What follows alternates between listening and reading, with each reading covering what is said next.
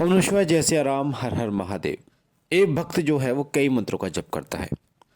1 2 3 4 5 10 20 50 मंत्रों का जप करता है। माता काली के मंत्रों का भी जप करता है, हनुमान जी महाराज के जप मंत्रों का भी जप करता है, बाबा भोलेनाथ के मंत्रों का भी जप करता है, माता दुर्गा के मंत्रों का भी जप करता है।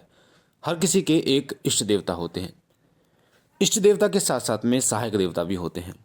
सहायक देवता कौन होते हैं, इसके विषय में पूरी जानकारी मैंने शिव कृपा चैनल, शिव साधना केंद्र चैनल और शिव कृपा परिवार, तीनों चैनल हमारे हैं, तीनों चैनलों पर डाल रखी है कि सहायक देवता कौन होते हैं, कैसे सहायक देवता से आप कृपा उनकी प्राप्त कर सकते हो, कैसे सहायक देवता की पूजा आप कर सकते हो, सहायक देवता किन किन को लेके चलना आपको चाहिए और सहायक देवता से क्या क्या फ़ायदे होते हैं, कैसे उनकी भक्ति में आप डूब सकते हो और कैसे वो आपके इष्ट की भक्ति के प्रति आपको और ज़्यादा अग्रसर करते हैं।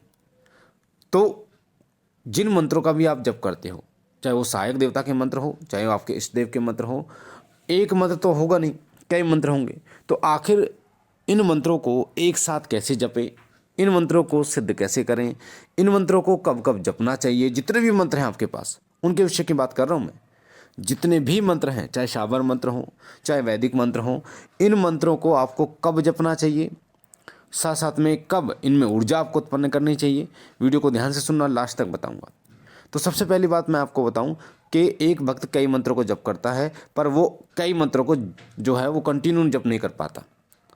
कई मंत्रों को सिद्ध करने की कोशिश करता है, पर वो कई मंत्रों को सिद्ध नहीं कर पाता।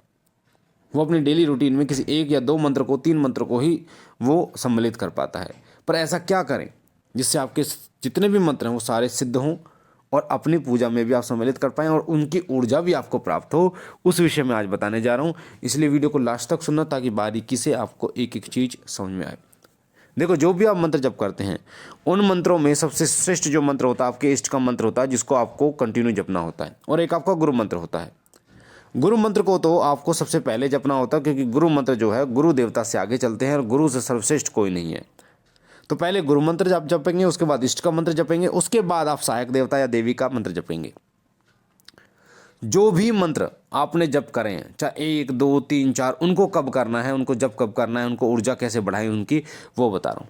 तो जब भी आप हवन करें, हफ्ते में 1 बार हवन करें, 2 बार हवन करें, सामग्री का हवन करें, चाहे लौंग का हवन करें आप, चाहे आप घी का हवन करें, आप शक्कर का हवन करें, गुड़ का हवन करें, बतासे का हवन करें, इलायची का हवन करें, तो आपको क्या करना है, उन मंत्रों की आहुति जरूर देनी है। कम से कम 11 बार पढ़कर उन मंत्रों को, कम से कम 11 बार पढ़कर उन मंत्रों की आहुति आपको देनी है जरूर। इस बात का विशेष रूप से आपको ध्यान रखना है। जितने भी आपने मंत्र जपे, अब जैसे हफ्ते में आपने कोई एक दिन ऐसा चूज़ किया जिस दिन आप अपना भोग देते हैं अपने इष्ट देव को, जैसे हनुमान जी का वार होता है मंगलवार, बाबा भोलेनाथ का सोमवार होता है, तो उस दिन आप एक विशेष पूजा करते हैं, उनके प्रति उनको समय देते हैं, पूजा में थोड़ा एक्स्ट्रा समय देते हैं, थोड़ा एक्स्ट्रा जप करते हैं आप उसमें, या फिर आप जो है वो भोग देते हैं। तो उसी समय जब आप भोग देते हैं ग्यारह पे, कपूर पे, गोले पे, तो आपको 11 बार उस मंत्र को जपना है। 11 बार उस मंत्र, जैसे ओम नमः शिवाय मंत्र है, अब ओम नमः शिवाय मंत्र का आपको जब करना, ओम नमः शिवाय, ओम नमः शिवाय, ओम नमः शिवाय, ओम नमः शिवाय, इस प्रकार से, और फिर 2 लौंग घी में डुबोकर डाल देनी है। उसी प्रकार जितने भी मंत्र आपने जप करें उन सबका कम से कम 11 बार पढ़कर आपको जरूर आपको आहुति देनी है। इससे उस मंत्र की ऊर्जा कई गुना बढ़ती है, उस देवता की ऊर्जा कई गुना बढ़ती है, और वो समस्त देवता जिनकी आपने आहुतियाँ दी हैं, या फिर समस्त जो सहायक देवता हैं, वो सब आपके हर पल हर क्षण साथ रहते हैं। साथ साथ में जो होली और दीपावली का दिन आता है, होली और दीपावली पर आप इन मंत्रों का जप जरूर करें। होली और दीपावली पर इन मंत्रों की आहुति सबसे ज़्यादा दें, चाहे 1 माला की आहुति सारे मंत्रों की दें, सारे मंत्रों की 1 आहुति दें, या 51 जो है वो बार जप कर इस मंत्रों की आहुति दें। होली दीपावली पर हर मंत्र की आपको आहुति देनी है। जैसे मैंने आपको पहले अभी बताया कि जब भी आप हवन करोगे, भोग दोगे, तो आपको 11 बार पढ़कर 2 लौंग के जोड़े का जो है वो भोग देना है या आहुति देनी है। पर जब होली दीपावली का समय आता है, या कोई ऐसा समय आता है पूर्णिमा अमावस्या का, तो उसमें आपको लौंग की इन्हीं मंत्रों को, जितने भी मंत्र आपने सिद्ध किए, जितने भी मंत्र आप जपते हैं, इनके 11 आहुति दीजिए। हर मंत्र पर 11, हर मंत्र की 11 आहुति दीजिए। और जो आप हवन करते हैं रोजाना, या जो भी हफ्ते में 2-3 बार हवन करते हैं, तो इन मंत्रों को जो है ना रोटेट वाइज, इन मंत्रों को रोटेट वाइज इनका हवन करते रहिए।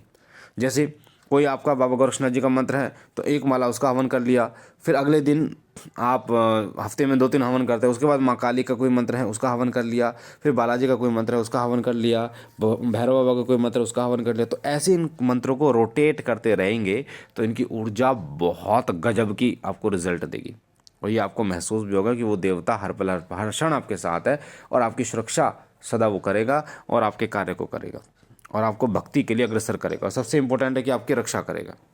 ठीक है, तो मुझे आशा है कि ये इंपॉर्टेंट जानकारी आपको अच्छी लगी होगी और आपकी समझ में आई होगी। अगर आप पहली बार चैनल पे हैं तो आपके सीधे हाथ पे जो लाल कलर का बटन है सब्सक्राइब का, उसे दबा के चैनल को सब्सक्राइब कीजिए और बेल आइकन को दबाइए, घंटे के निशान को, ताकि जो भी जानकारी हम डालें वो सबसे पहले आपको प्राप्त हो और बाबा की कृपा सदैव आप पर बनी रहे। हम मिलते एक नई जानकारी के साथ, तब तक के लिए ओम नमः शिवाय, जय सिया राम, हर हर महादेव।